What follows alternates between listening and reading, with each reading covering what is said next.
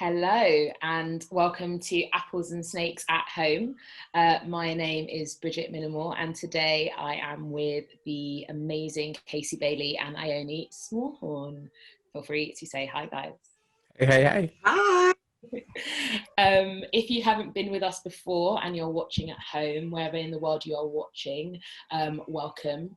This is the first episode of Series 3.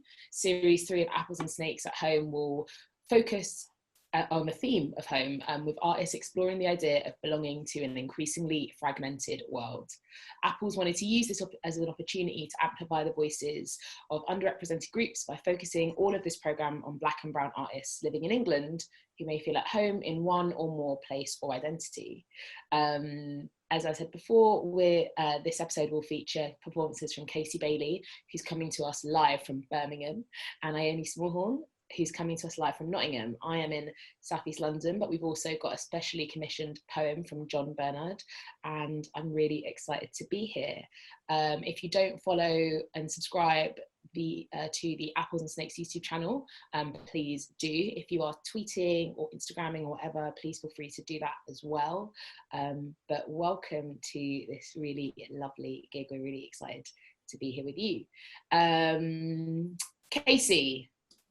Hello. What does home mean to you?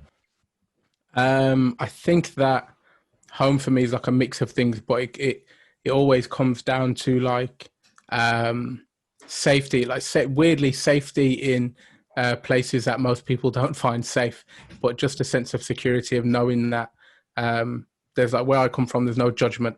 I tend to feel like there's no judgment for the things that we often get judged for in the wider world. So home is Nechel's in Birmingham, and it's security in a place that isn't always safe. Amazing. What about you, Ioney? Yeah, I think the concept of home changes for me quite easily and throughout time. So obviously I'm from Nottingham, but I've lived in quite a few different places. Lived in London, I lived in Jamaica, and all these places are a part of me. I lived in Italy as well. So these places all have little parts of me. So when I go there, I feel like, oh, this is home. But so it's kind of like everywhere and nowhere at the same time. But home as well there's definitely some Jamaican heritage there. That's kind of home. But yeah, it's mixed. But I agree with safety. Somewhere you feel you can be yourself, which, funnily enough, isn't all of those places I've been to. So yeah, home can be just like myself. I walk around with it every day. I am home. So yeah. Amazing. And obviously, I guess in lockdown, just spending a long period of time just in one place, in your region, in the Midlands. I've almost forgotten that the world exists beyond my little corner of South London. I can imagine the same yeah. with you guys, right? Yeah, for real, 100%. How's the Midlands been getting on then over the past few months? Well, Nottingham's just about to enter tier 3. Midlands, it's been a weird time, hasn't it, Casey? It's a mixed bag as well. It's really mixed. Like, you got places that are side by side to each other in like totally different conditions, and you think, but people live down the road from each other and are having to follow different rules. It's a bit wild. Yeah, Leicester's been locked down since like forever. Like when March, just forgot about it. Like Leicester never come out of lockdown. It never came out, and I'm laughing, but it's really not funny. It's savage. It's serious. But it really is. So it's lockdown.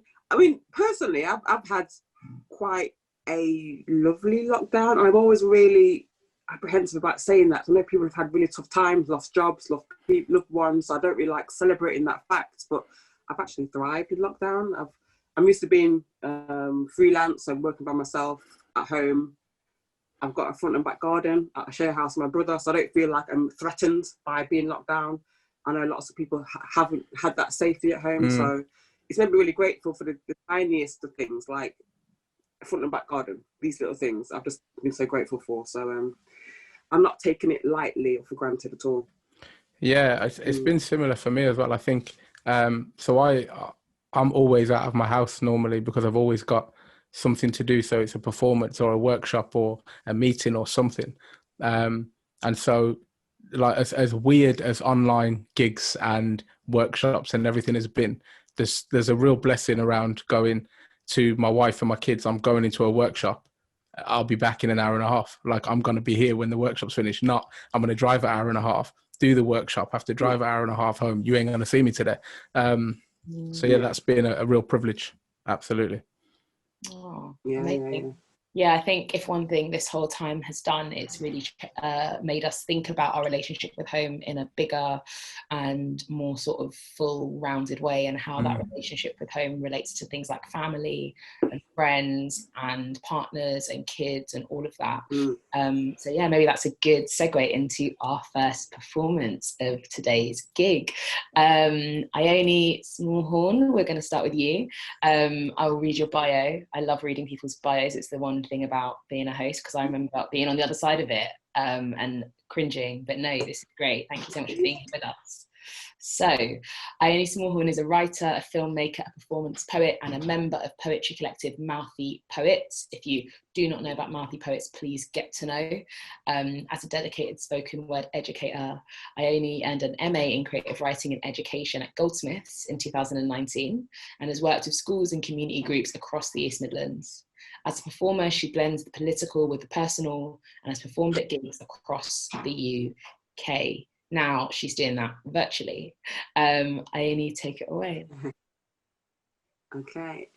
So when I was thinking about the topic theme of home, at first I thought, I don't know anything about home. And after a second I thought, well, actually everything I'm writing is about home in some way. And I had to separate that theme into two categories. So a cultural home, a childhood home, and when home is a dangerous place. So my three poems fit into those three categories. I'm going to start with tongues, hips, and multi-purpose machetes. I'm from a mother tongue that refused to forget West Africa. A tongue strong enough to withstand English correction houses, loose and appropriated by teenagers who renamed their house yard. I'm from an island where ladies have inflated hips, globular, oscillating power tools, marinated in African ritual and dancehall. From the fear of Obi women and Aki, from the surname of plantation owners and white Jesus, from translating biblical scriptures into Pocomania, revivalism, and hailing Rastafari. I'm from sugarcane. From revolts ignited from the sound of the Ebeng echoing over hilltops. I'm one of 36,000 indentured Indians sharing a dream for a better life. Travelling from a depot in Calcutta to work for 1 shilling a day to be charged 2 shillings to eat. I'm from a thumbprint that's innocently signed away my language and my religion. I'm from ganja, chilling pipes, dal and roti. From handed down blackened Dutch pots, yam grown in backyards and grated and dried cassava. Handcarts made from broken chairs, empty polished tins become their wheels. I'm from a place where condensed milk tins are crafted into lanterns, filled with kerosene, burnt to brighten country darkness. Where huge truck tires become tiny roundabouts. From pimento and Scotch bonnet encasing meat in pit fires and multi-purpose machetes. I travelled through the floodgate. Rebuilt Britain after the war. I'm a Windrush follower, greeted by the hostile saliva of the frightened and unemployed. I'm from Grandma's wage packet that travelled across the Atlantic to feed and clothe an 8-year-old boy who'd be my dad. I'm from Nana Rachel, who feared her brother wouldn't stand for her, so she wore a dress 2 sizes too big to hide the surprise in her belly. I'm the daughter of that surprise.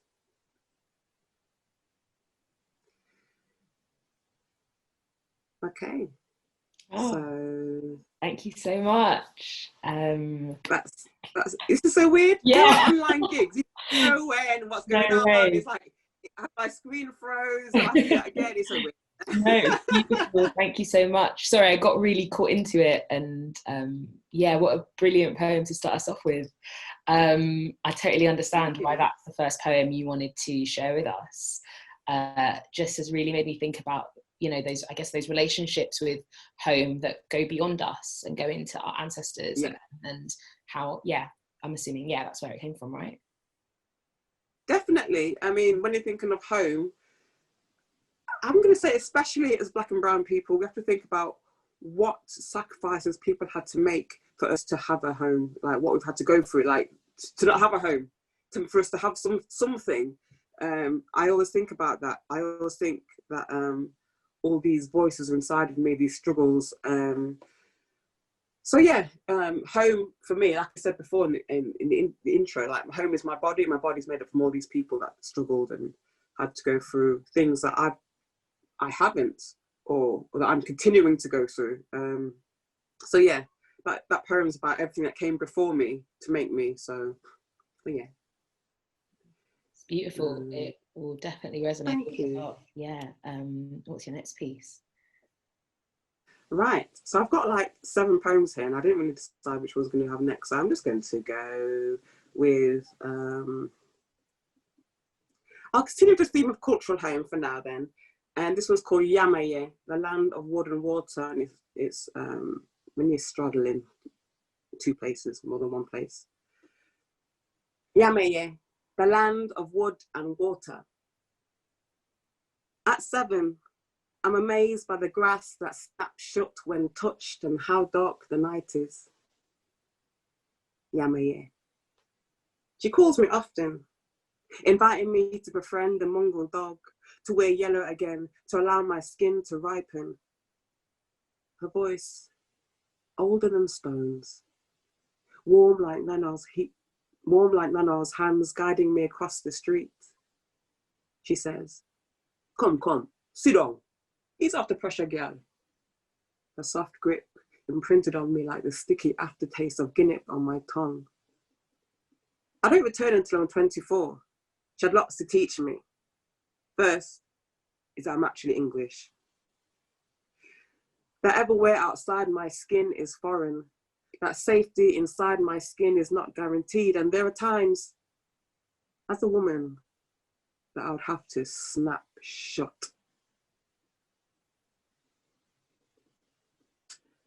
Yeah, that's that. So I suppose. I was just going to ask. That poem is kind of. Oh, sorry. Go. I was just going to ask where that poem has such a strong sense of a person, but also a real strong sense of being somewhere else, and I just wondered where that was. Yeah. So my family are Jamaican. They're born and raised in Jamaica, and I suppose growing up, even though I was born and raised in Nottingham, England, I've had a strong sense of Jamaica within me because I lived in the house with my mum, my dad, my brother, my nana, my granddad, my uncle, all Jamaican people, all listening to Jamaican food, listening to Jamaican music, eating Jamaican food. So I felt Jamaica was a part of me. I felt of that place. And then I went there when I was 7. I thought, oh, this is fantastic. And then at 24, I just went, I'm going to go to Jamaica by myself. It's fine.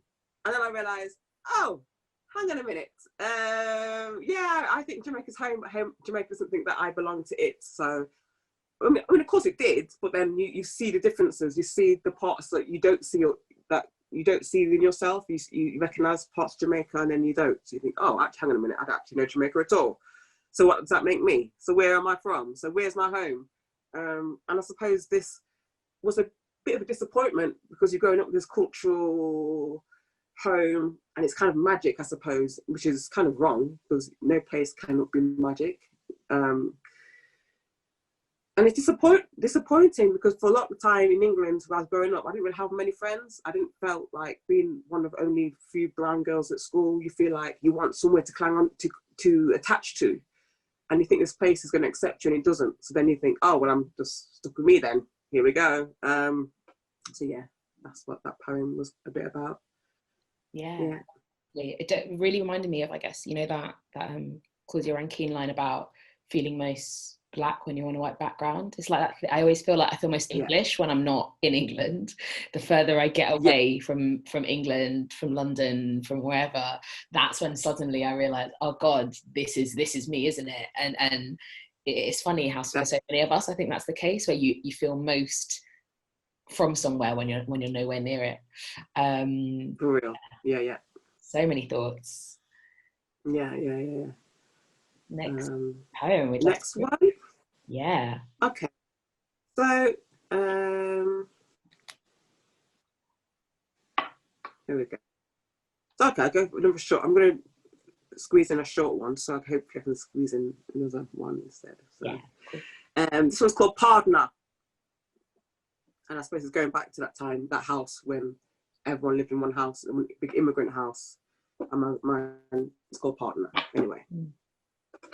My nan ran a partner. Her circle span across to Carrington to St. Anne's. Each Friday evening, the letterbox rattled as people, only Jamaicans, paid their hand in secured brown envelopes. Nana was the banker. She would mark her book, note who had paid, who was to receive. She helped Miss Brown pay for her flight home and Master George buy a new sofa. My Nana ran things. So things like partners when you're little and when you're like 5 and you see all these big people organizing themselves, and this is what makes me think of home as well. Like I suppose looking back in the 80s, that's when I was born back in the 80s, so it's like I had a more sense of community, but maybe it's because I was just a little child and everyone thought you were cute and wanted to be nice to you. I don't know. But one thing I do remember was a partner, and this way the community helped each other to save money and to progress. And so that's part of something. My childhood. I can see you nodding away there. Yeah, that's definitely resonates with me. And my house was a bit of a hub for the community.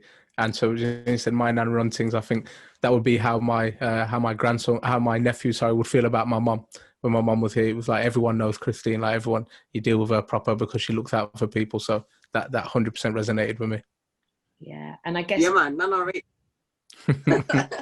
It links with home as well, doesn't it? The people who make home, the characters who you remember, and every city, every town, everywhere has got the characters that you only know from there, right? Yeah. Another poem? Yeah.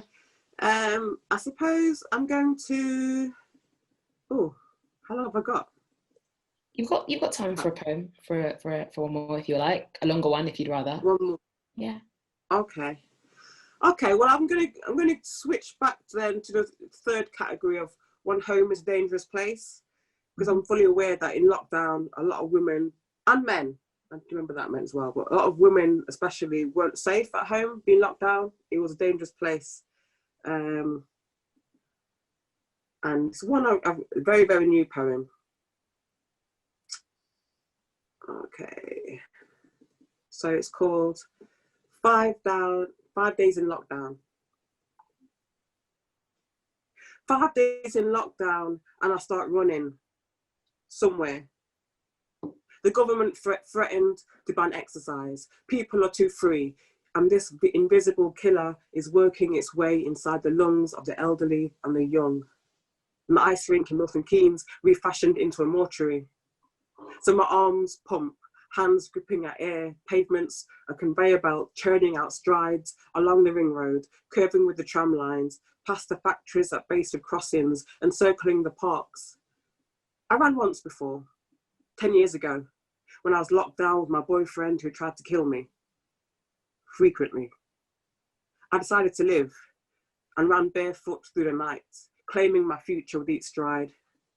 Frightened of falling, I keep my gaze short, my thumping heart, feet pounding, my breath. 4,954 dead. We're told to stay at home. Behind these doors, some women have underlying health issues that can kill, with any late return home, or wrong meal, or the wrong t-shirt, or holding eye contact for too long, or saying no. Their bodies on the front line. Some women have been enduring lockdown under surveillance for years. I remember isolation. Not allowed to take a shower with the door closed, prohibited from leaving the house for any reason other than work, until I was prohibited from going to work. Leaving the house, from leaving the bed, from saying no. I considered running before that barefooted night. but the fear of falling, losing my footing, doubting my strength, blockaded my feet. But I'm greedy now. I want all the space. I eat up my daily allowance of exercise, my strides wide and ravenous, a predator's bite, 400 dead today. Stopping is not an option. My eyes lift a little higher, hungry. I think of the women who be on the front line every day. Their mind is the only place to run to. It's their personal protective equipment, but it's running low. His words infiltrate, attack until each thought is a clone of his. Their eyes so infected they start seeing themselves through his. I keep running. Knowing that this is how I survived the last time, one foot in front of the other, with nothing but my body and my mind, I lift my eyes to the horizon, realizing I reached the destination when I stepped out the front door. And I wonder if I react this way each time my liberty is infringed.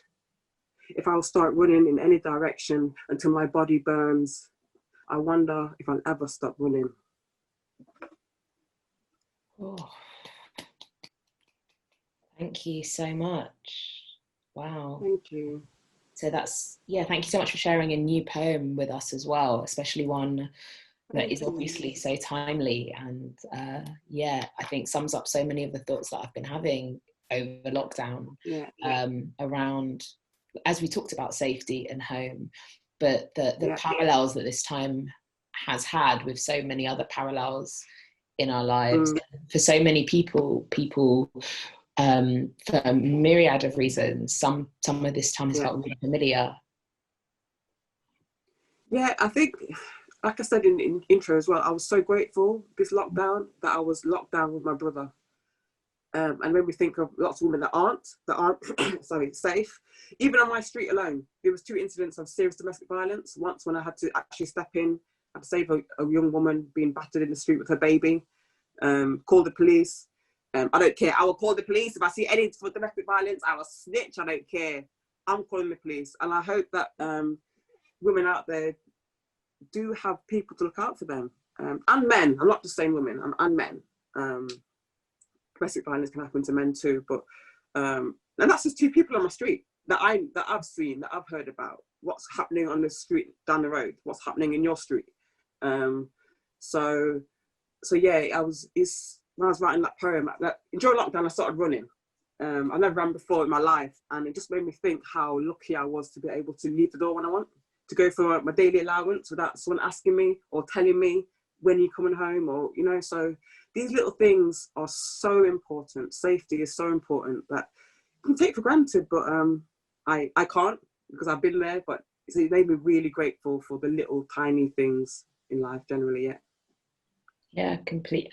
Yeah, I had similar, where I just started, I've got a bike and I cycle a bit, but normally not like I did in lockdown, and I just go out for the full hour and come back. And it just felt really freeing to be able to do that. And it really made me similarly, like, really think about who couldn't. And even now, like, I have a garden for one of the first times in my life. I grew up in a teeny tiny little flat in South London. And I've been so grateful for it. So grateful for it. And it's like, okay, there's home, but then there's what else counts as home, and something as simple as our tiny garden. To be fair, I didn't have that growing up. And I can't imagine what my mum would have done with me now. I would have just been stuck in our little flat, going exactly. And I remember watching the news in lockdown, and there was like, not even the news, just walking past high story flats, and knowing that there's women in there or parents in there with like toddlers on the 8th floor. I'm like, how are they, what is this for them? Like, so yeah, and I suppose growing up, living in Nottingham, you know, we could afford to rent somewhere with a front and back garden. Like in London, I wouldn't be able to probably afford it. So again, I'm grateful of living in the Midlands, where rent is a bit cheaper, you know, so when you're not getting paid, you can still got access to like greenery. Even though London's really green. So yeah, just having a front and back garden, like I'll just sit and watch the birds drink water. I'm thinking, you know, it's little tiny things that I've been so grateful for. Yeah. Well, thank you so much for that amazing set. I feel like we've gone on a journey. I know we're all in one place, but we've all, I guess, the thing that I'm so excited about doing all of these gigs is how I feel like I'm just going to all these little parts of the world in an hour. Amazing. Right. Yeah. So obviously in the Midlands, I just wanted to, so I was looking up some stuff about the Midlands basically, because I've been to Nottingham, I think twice. I've been to Birmingham quite a lot. I've got a lot of love for you guys, and I found some facts. So we are now pivoting into the slightly stolen from Vanessa Casile, who did the last Apples and Snakes at Home, Bridget Minamore poetry quiz. Sound effects, gun fingers, Beanie Man like rhythm or something just to play. Maybe I'll do that next time. Yeah. Even your poems, I only make you in the first one. You mentioned just the music and the dance hall, and I just had that little crack in the heart, because it's going to be a while before. Yeah. I know. It's going to be a while. Okay, so I'm going to ask. Can we rave again? Rave in the living room. Sorry, I am taking a serious. I know it's a serious situation, but you have to just have a laugh sometimes. Sorry, people. You do. So I've got some questions basically about Nottingham and Birmingham. The answer to all of these is Nottingham or Birmingham. That's your. Okay. So it's always Nottingham. Not really. And I was just intrigued. So question number 1, are you ready? Yes. Okay, which city was the first place in England to record an earthquake? Birmingham. Yeah, I'm going to say Birmingham. Both of you are wrong. Nottingham. The first place. Whoa. I'm not sure why I'm so happy about that. In 1190. Because y'all big earthquake, man. What I'm telling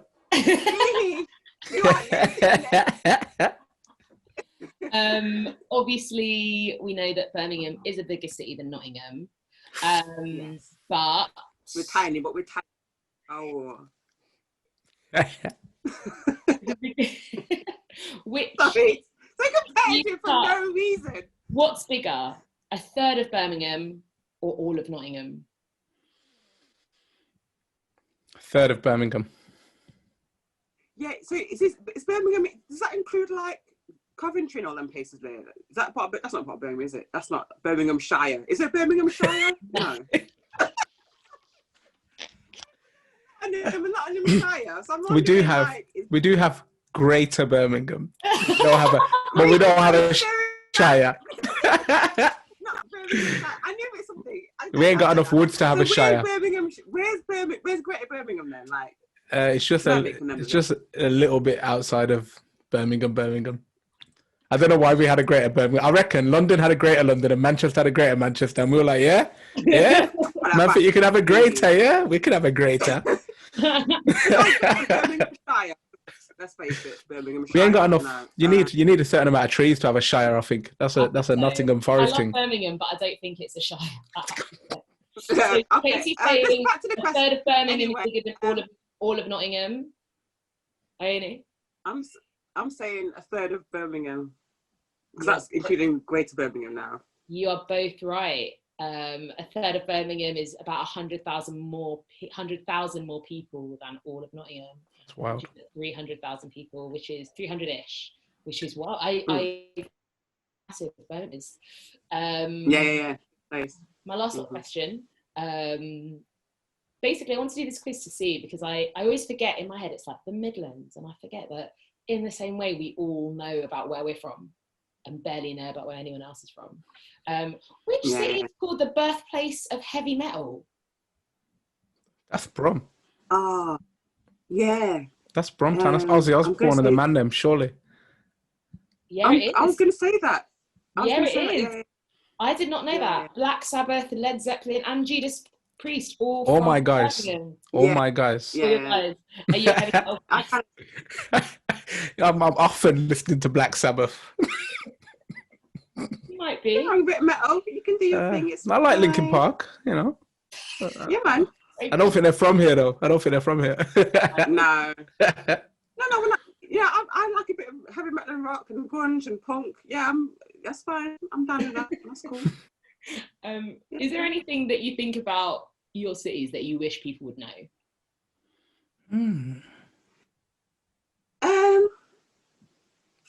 Yeah, especially when I talk to London people, it's like they think that Nottingham is quite a diverse city for the size that it is. Like, it's not a massive city.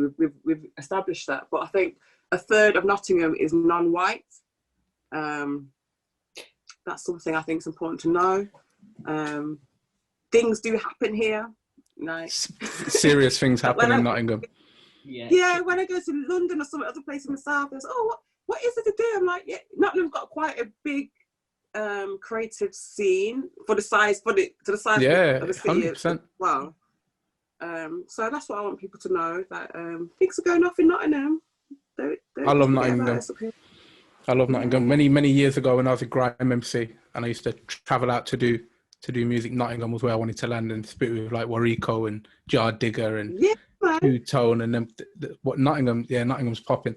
What was your MC name, Casey? We don't talk about it. We do, please. I promise you, Bridget, we don't talk about that. I've got a list of poets and their MC names. We're gonna have to do it offline, man. Statute of limitations and all of that, man. I only listened to the people that I just named. I was coming to Nottingham to MC with. I was doing more than MCing. Do you know what I'm saying? So I couldn't possibly comment officer. I mean, Bridget, I couldn't. I can't say that about that. Well, what would you wish people knew about Brum apart from your MC name? Do you know what? I think this is a very Birmingham thing to say, right? And it's a bit of a chip on the shoulder Birmingham thing to say. I don't care what anyone knows about Birmingham. Oh, that is such... no business. Oh, have I ever spoken to anyone from Birmingham? I do like Brum. Such a Birmingham thing to say. If you don't know, you don't know, innit? Stay there, innit? I don't care, blood. I don't care. That's what I like about Brum. Brum have got their own thing, and I do like Brum. Yeah, big up Brum. We're popping over here. We're all right. We don't worry about it. Always do. East and West, we're cool. It's fine. We're good. We're good. Yeah, man. And as you both say, both cities are really diverse. Well, I was actually going to ask a question about that, but I just thought you would know. When I was looking at the percentages of, a third of Nottingham and up to like 75% of Birmingham in parts. 75%. The official figures in Birmingham is 50% non-white, but you go to some parts of Birmingham and it's considerably higher than that. Yeah, man. I was going to ask what part of, but then it was very contentious on Google, which part of Nottingham and which part of Birmingham was the most diverse. What do you reckon? Only St. Anne's? Somewhere like that? Diverse, as in, because diversity would mean different. Diverse is in like has the colour. It's my I would maybe Hysing Green, St. Anne's, Radford, Snenton, those type of areas I would say are quite the most diverse. Yeah, depends how. I would think so. Depends in Birmingham how broad you're going, because we've got areas like Alum Rock, Spotbrook, Small Heath, Handsworth that are like massively. The majority is people who don't have their background in England. Although obviously English people don't have their background in England, but that's another story entirely. That's a whole different story. Yeah, don't tell people that. They stop crying. Well, I for one can't wait until I get a chance to go and visit both cities again. I have no idea when I'm going to get a chance to, but I hope I do very soon. Thank you. I feel like I have both felt a lot of Nottingham and Brum energy in that last 5 minutes coming out of the screen. Love, East and West, man. All love. We're gonna have something kind of different. We're gonna watch a little video from a poet called John Bernard. He's also from the Midlands. He's from Coventry. He's a Coventry-based poet who uses artistry to inspire, influence, and invigorate his listeners with meaningful messages, which is such a nice thing to put in a bio. Sorry, that's just a big pivot, but I like that. His aim is to provoke positive change and steer his listeners towards realising their potential. Distinctive delivery, commanding voice, and an intricate lyricist, his content is authentically raw and potent. And we are going to watch his specially commissioned poem now.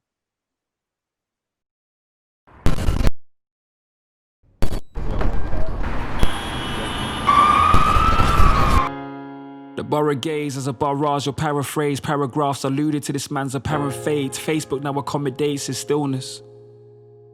Their realness captured by a 12 megapixel wide angle camera, filtered instantly. Instagram, the land of instantaneous trickles of shares, subscribing to the notion of being, but not being there. Bridges are symbolic. In communicating unity, perhaps you being unified with a euphoric like freedom. Heroes welcome. Fellow soldiers sipping on that bittersweet cup of nostalgia. Talking about how they were perceived in a reality that was beyond perception. Sleeves which hid 1,000 cuts, the customized smile which consecrated social occasions. In a world where we only pay attention to social media reporters, I wonder what made you cross over. Were you a father to a loving daughter? A husband to a wife who tried but failed to relieve your burdened shoulders? A friend that you tell your deepest secrets to, who will never need to seek an excuse in not meeting you? A troubled soul, soul searching, so certain I had more to give, but life's cold coating had you gulping for breath like being alive inside a closed coffin.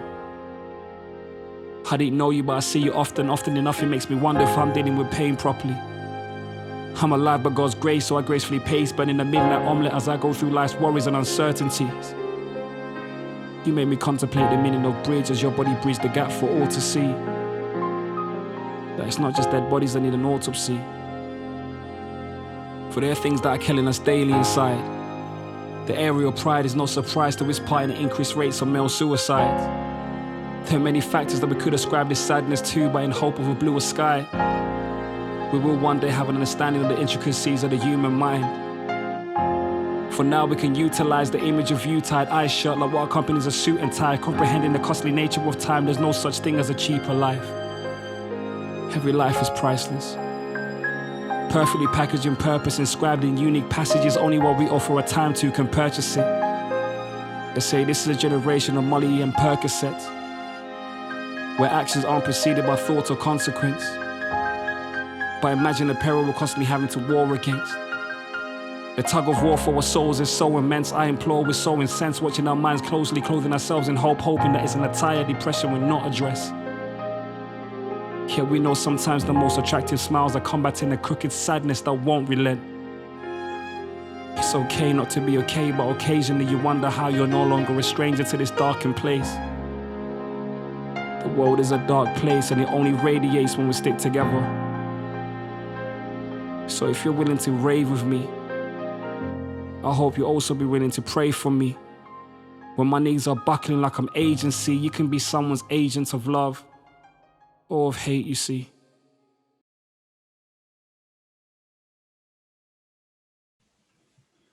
Amazing. That was Canal Basin Blues, commissioned by Apples and Snakes and written and performed by John Bernard.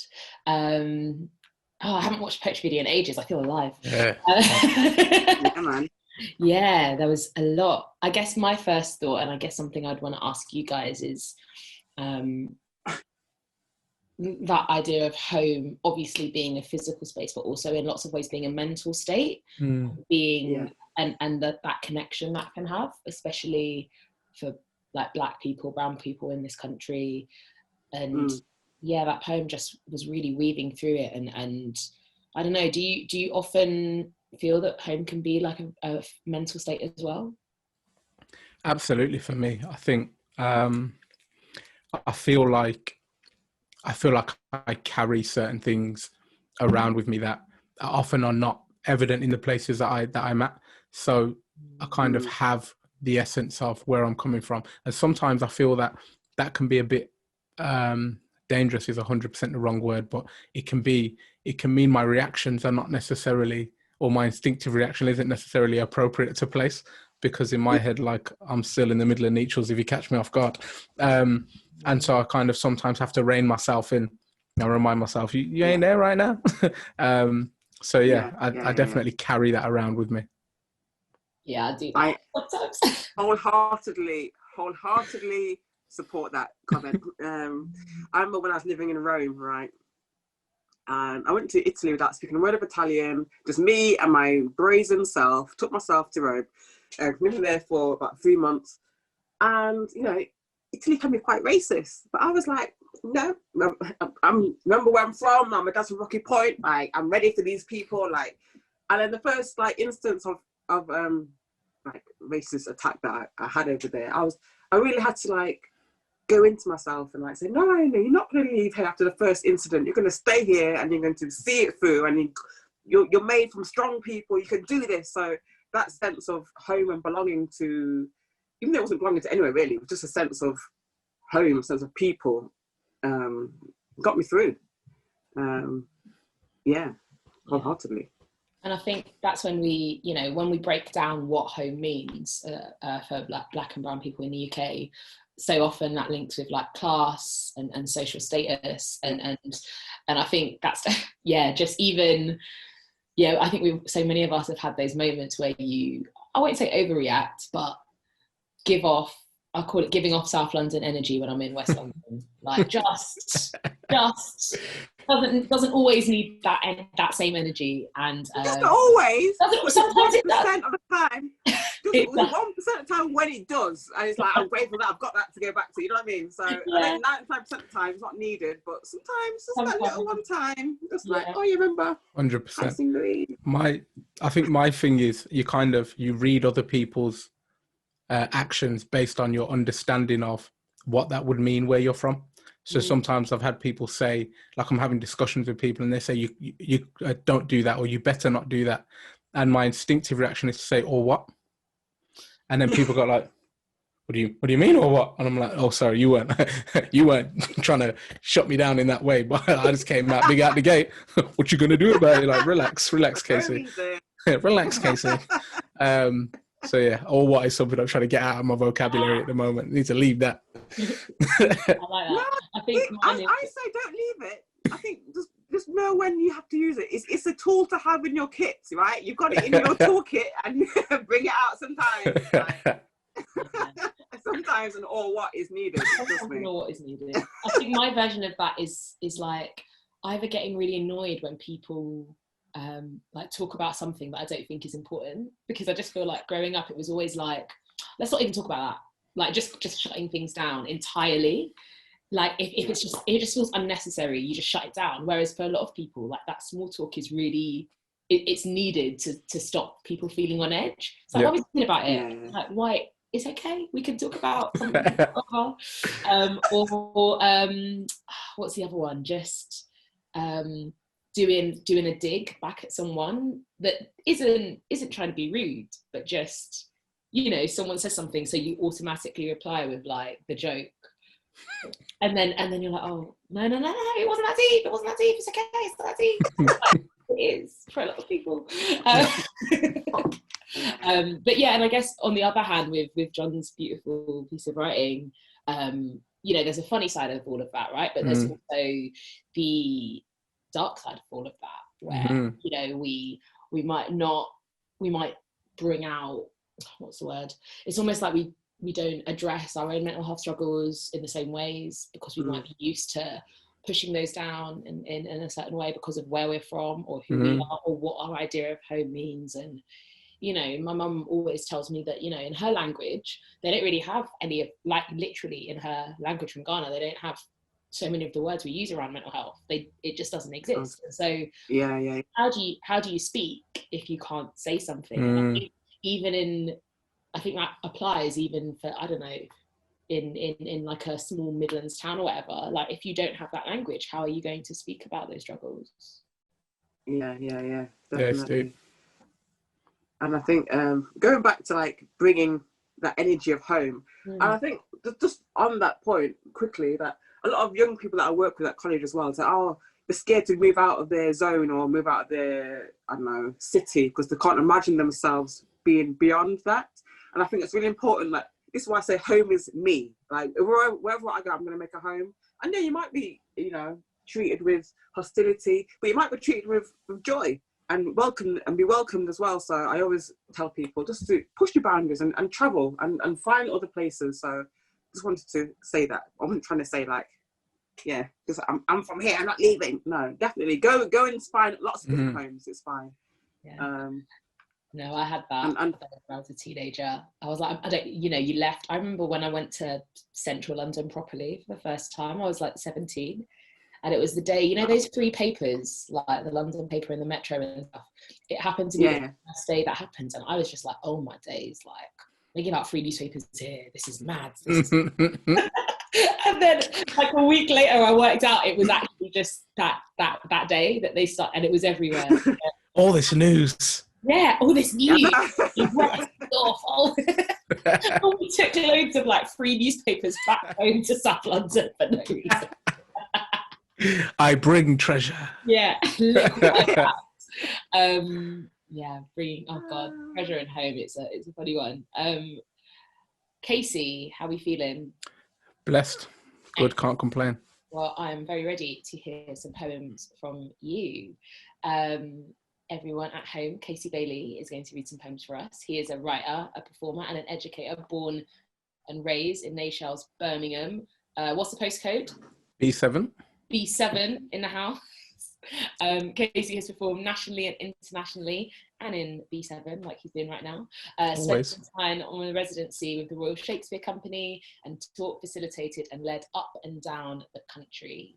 His debut poetry pamphlet, Waiting at Bloomsbury Park, was published by Big White Shed in 2017. His first full collection of poetry, Adjusted, was published in 2018 by Verve Poetry Press. Please buy both. Please read both. And he will maybe be reading some poems from one or both right now. Indeed. Okay, so a little bit of a disclaimer. I have a reputation of being one of the happiest poets with one of the most sad set of poems you could ever want to hear. So we're going to get into that. So when I think about home, I think about loss. I think about things that we've lost and people that were in places that are no longer there. And I think about the reasons why people move away from their homes. And so I'm going to start with this poem called Waking. There is a violence to her tossing and turning that speaks to an ingrained experience of the thing. Her eyes shut tight whimper relays echoes of the gunshots thundering through her mind. Burst berries sprayed across his jumper like they used to when she fed him at that high chair. Now high-pitched screams reach up to pull his ascending soul back. She is fired from the barrel of her bed, too quick to feel the wet of a tear-soaked pillowcase. She's racing to a room, searching for a boy who isn't there. He's never been there. She moved to this house to escape his ghost, to save his brother, to sleep until morning. Cool. Thank you. Thank you, Casey.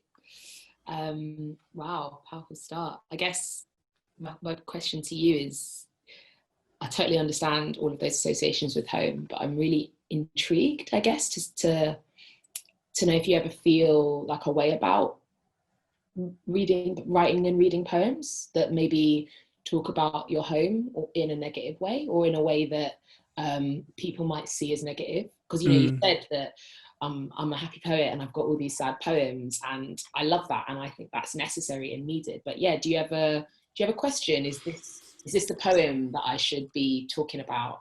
Yeah, do you know what? I never worry so much about the poetry. The poetry is very it's just an honest reflection of where I'm at and where I've been at. And I think that most people or all people who I know where I'm from understand why I tend to lean in that direction.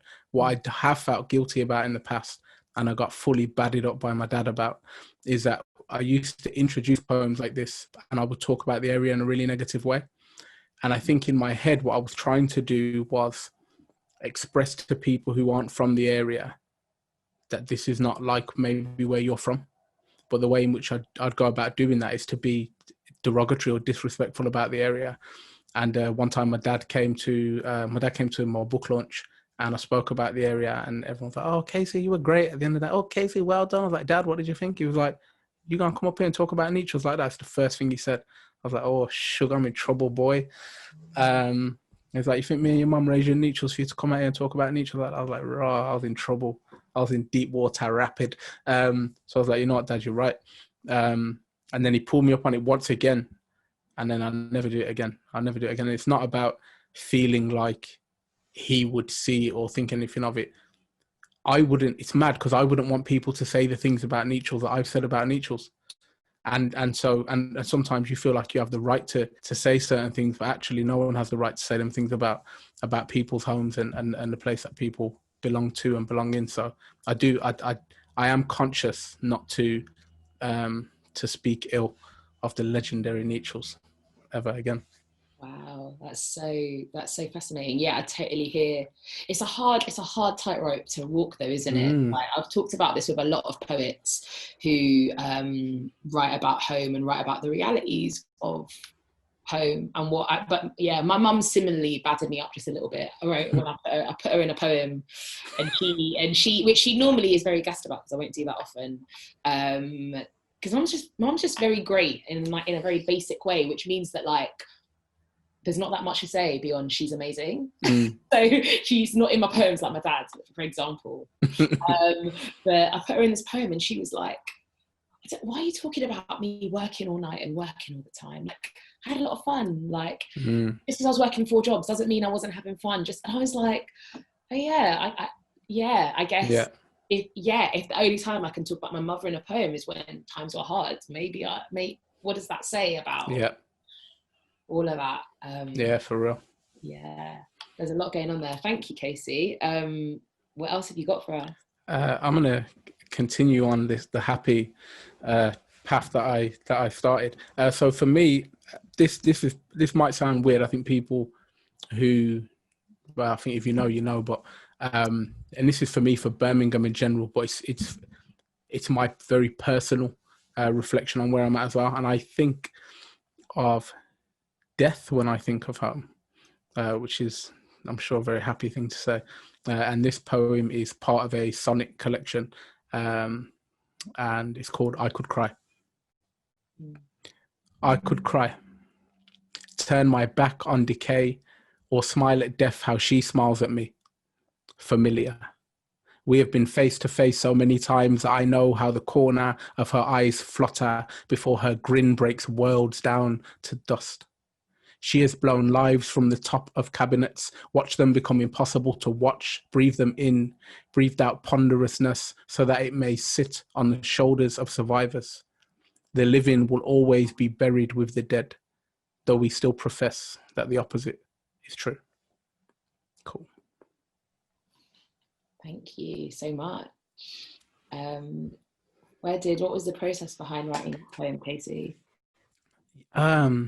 Yeah, it was a really weird poem to write. So I started writing. I wrote 3 sonnets, like back to back, and they were just called Today, Tomorrow, and Yesterday, and they were about the moment, the moment before you lose somebody, the moment straight after you lose somebody, and then the kind of the deeper reflection on that. And I just wanted to expand on it. I didn't think I'd said enough, and I thought those poems were very direct, and I wanted kind of scope to be a bit more like just to be a bit less like on the nose with it. So that poem was a poem that I started thinking about different things. So the sonnets have got like a poem about a fox crossing a road and how foxes get run over all the time when they cross the road, and we don't think anything of it. And I think about people growing up in kind of inner city areas in England who die and people don't think anything of it. And that's just like all random things like that were running through my head. So that poem came out of a very weird writing process, and eventually like came together like in the middle of the night at some point, probably after a Magnum. Is that your writer's top tip? How to get the poems out? If you want it to be good, drink a Magnum. If you want it to be really good, drink 2. Thank me later. Put me in the acknowledgements. I had a friend once, he said there are 2 types of people in Britain: people who hear Magnums and think a drink, and people who hear Magnums and think ice cream. And I laughed and laughed because it's true. It's real. I don't think you were having 2 ice creams in the middle of the night. No. I remember having ice cream. I knew it was ice cream. I remember having a conversation at work, and my friend who like grew up in a similar area to me, and work is not like where we come from, and he's like, Yeah, so I went round. He was going to see his girlfriend. He said, I went round there. I took 2 magnums. And there was somebody else at work was like, what, like 2 magnums of champagne? And big bottle of champagne. 2 magnums of champagne. He was like, what? Nobody drinking no magnums of champagne. 2 magnums. What are we talking about? I was like, whoa, we are worlds apart right now. You thought he brought the big bottle of champagne. Add 2 of them. Please help us. Amazing. So, yeah, all good fun. Didn't even know that there was Magnum champagne, but obviously, it's the size of the bottle. Apparently, really, the bottle big like this is called a Magnum. Well, I know what we don't need to know about all of that. We don't need to know about all of that. I know what I'll be putting on my Apple's invoice because that's what I would like for each of these gigs in the future. Next poem, Casey. So this poem is a more reflective, happy poem, and I wrote it. It was actually a commission. For a magazine. I wrote it really recently, and after they announced that I was a Birmingham Poet Laureate, this magazine contacted me and said, can you write us a poem? And the magazine's called I Choose Birmingham, and I thought, why do I choose Birmingham? So here we are. I'm sitting in Sakib's on Lazals Road with 2 brothers I've known since playgrounds, pogs and Pokemon cards. When the bus rumbles past, I think about the roots of this city, think about my roots in this city.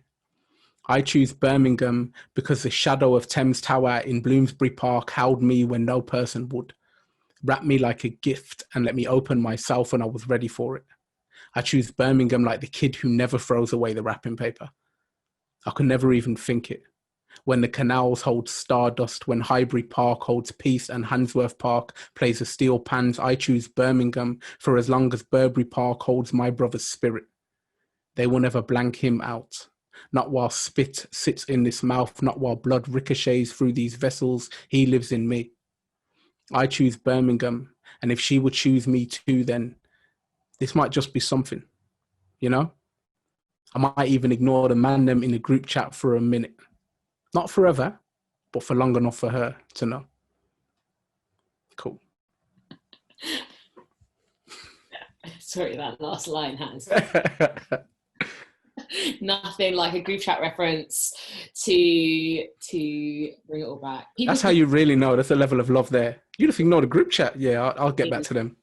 Oh my God, it's love.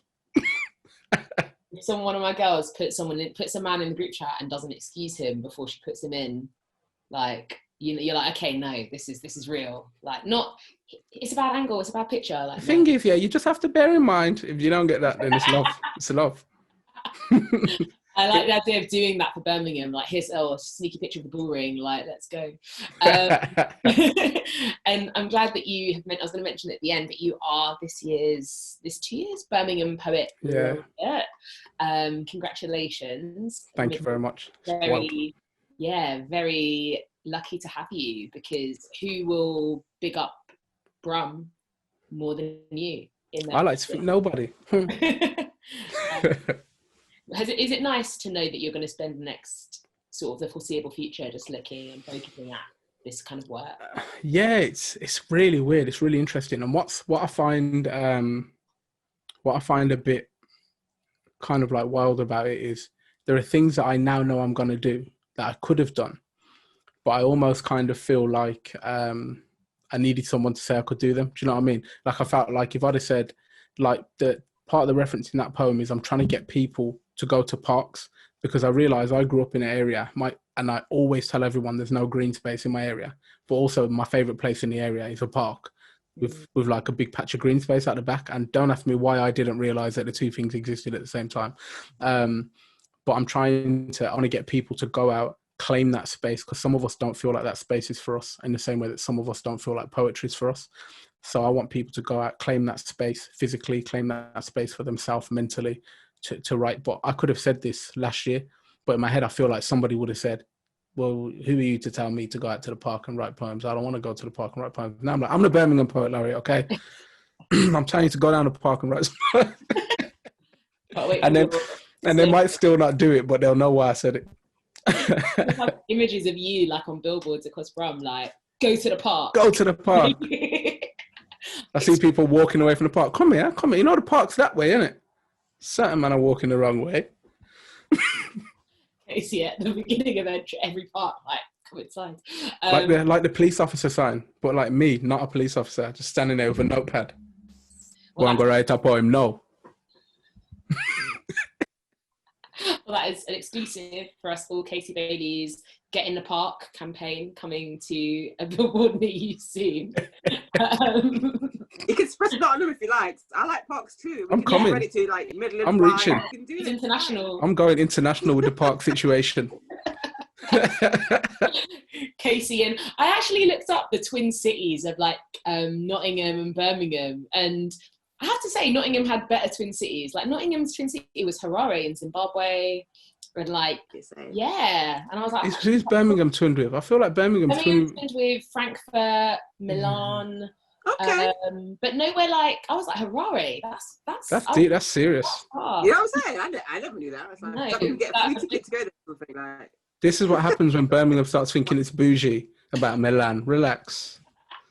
But I can see you now in Milan, just like get in the park. How'd you say get in the park in Italian? That's what I really need to work out. God. For us, Casey, I have. We descend into get in the park chaos. Yes. This poem is called Step Step, and it is all about Birmingham. I am not a dancer, but don't tell that to my feet when this city plays a beat and concrete becomes a dance floor to navigate. It was in a garage rave at 17 when I first realized you can't just walk across a dance floor. You have to blend, move with them to move through them. This is one of few rules that I never break, ever.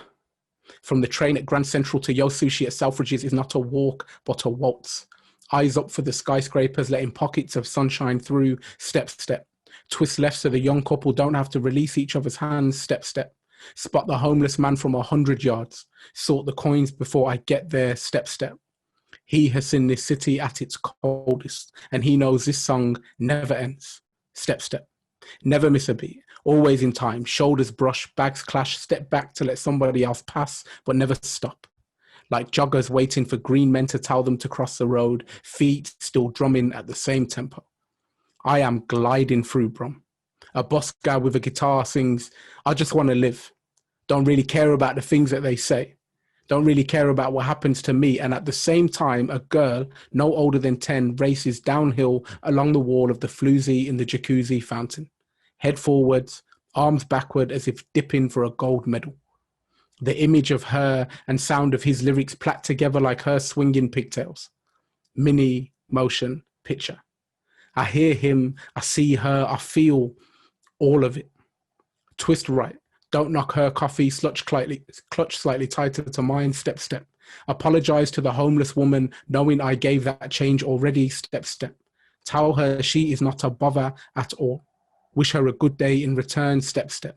Check my pockets as I meander away. We both look for hope we've lost. Step, step. It was at a funeral at 19 that I first came to realize you can't treat people like they are anything more or less than human. This is one of few rules that I never break. Ever.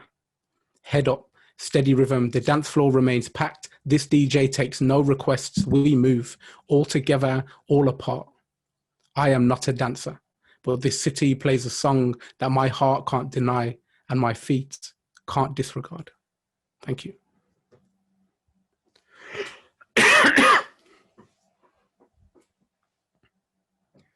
Thank you so much, Casey. You ended on the rave again. It's in my head. I'm going to spend the rest of my evening just, busting a wine in my bedroom.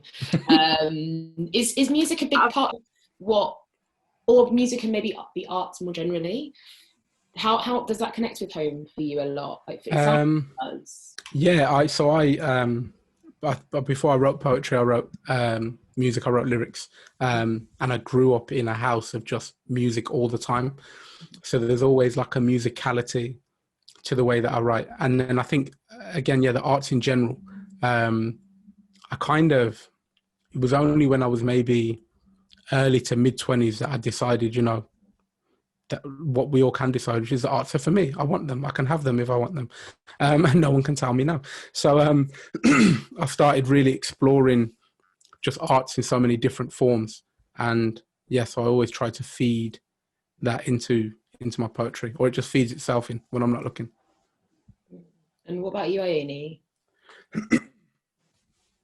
As in, like, blending the art forms? Yeah, just how much do the other art forms come into your writing in a way that they seem to? Oh yeah, wholeheartedly. My background's in filmmaking, so I often, when I'm writing a poem, I see it in a storyboard. Like I zoom in, then I zoom out, then I pan left, and this is how I write. When I'm editing poems, I'm thinking what angle. So I'm always looking at a poem like through a camera lens. So there's that, and I love music. I've never been a professional dancer, but I do the sound. I often have music playing, not while I'm writing, but a beat would often inspire thought that triggers words. So they all blend in. Definitely, yeah. Amazing. I just remembered how to say "go to the park" in Italian, Casey. Andare al parco. Andare al parco. Andare al parco. Al Jeez. the parco. Wow. Andare al parco. Man, an international park man now, you know. International park in the house. Hi, I'm Casey Bailey, Birmingham Poet Laureate, International Park Man. How can I help you?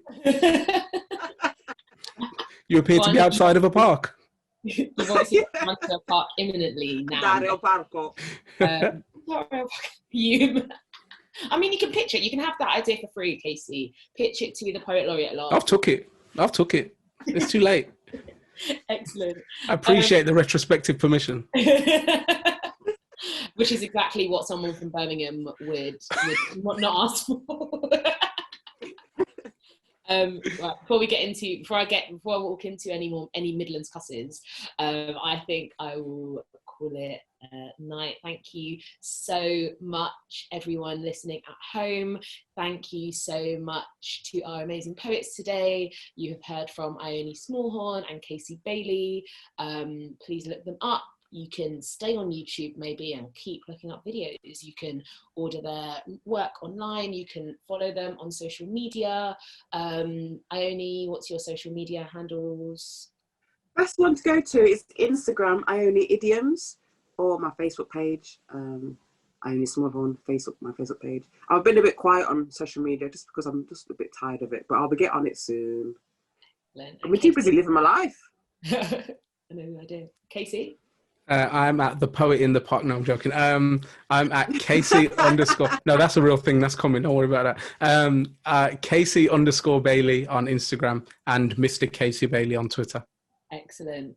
Is there anything else either of you would like to tell us to go and look at, to go and find, to hear from you a little bit more? Ioni? What other? Well, I'm in the People Tree Press anthology, the Filigree anthology. I'm in there, so you can see my poem or lots of other Black and Asian poets. Why not? Why not? And Casey? Nice. Yeah, I've just had some music come out, so just put Casey Bailey into Spotify or Apple Music and check it out. If it's good, tell me, but if it's not, again, very big Brum energy. Thank you for being with us for our first episode of Apples and Snakes at Home. Please subscribe to our YouTube page. Come back and be with us next week, where I will be in London town with Inuit Ellams and Hibak Osman, but from two different sides of London. So who knows if there will be fisticuffs over the Zoom call. Spoken Word has the power to bring people together in the best and worst of times. As we find ourselves in a period of global uncertainty and distance physically from one another, the need to connect has never felt more important, and the need to reach out across our screens is something that I feel is really necessary. Casey, is there a poet who writes about home that you would like to recommend to the audience? Ooh. Same question to you. I'm sure the audience of this will know of this poet, but Raymond Antrobus, I think, often touches on things relating to home and family in an amazing way. So yeah, Raymond Antrobus. Excellent. And Ioni? Malika Booker, Roger Robinson, both resonate for me. Yeah, I'll stick with them. Excellent. Always nice to end with someone else, I think. Pass that on, push that forward. Can I, I'm sorry to interrupt. Yeah. But everyone, if you want to hear a poet write about home, and if you want to hear a poet talk about places like the one that I grew up without always being as denigrating as me, get Caleb Femi's new book, Poor. It's an absolute masterpiece. And yeah, please get that book.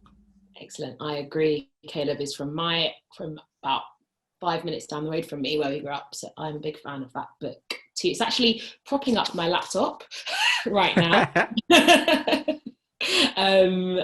Yeah, and on that excellent note, thank you very much and have a good day, both of you, and see our lovely audience next week. I'm Bridget Minamore. I'm with you for the next 4 more episodes of this, and I'm really excited. Peace and love. Whoop, whoop.